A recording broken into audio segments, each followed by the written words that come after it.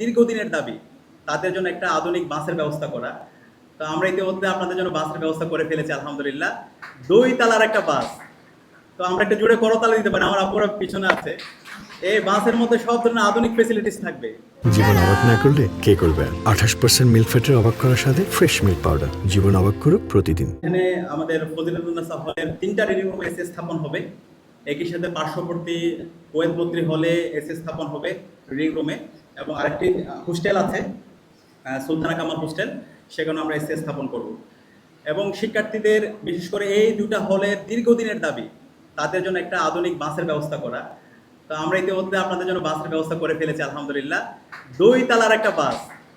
তো আমরা একটা জোরে করতালি দিতে পারি, আমার আপুরা পিছনে আছে। এই বাসের মধ্যে সব ধরনের আধুনিক ফেসিলিটিস থাকবে। ২ তালা বাস, বাসের মধ্যে এসি, ওয়াইফাই এবং সব ধরনের ফেসিলিটিস থাকবে। ইনশাল্লাহ আমরা আশা করছি আগামী মাসেই আমরা সেই বাসের উদ্বোধন করতে পারবো ইনশাআল্লাহ।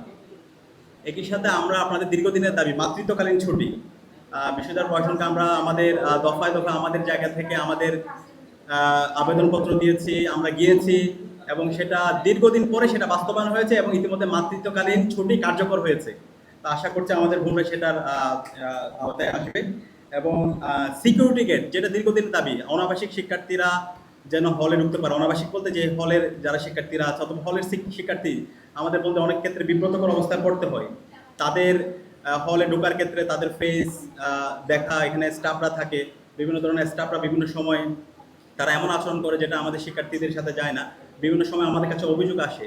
তো সেই জটিলতা কাটানোর জন্য আমরা হলগুলোতে সিকিউরিটি গেট ব্যবস্থা করেছি এবং স্পন্সর নিয়ে এসেছি, কিন্তু এখন পর্যন্ত সেই সিকিউরিটি গেট আমরা স্থাপন করতে পারিনি।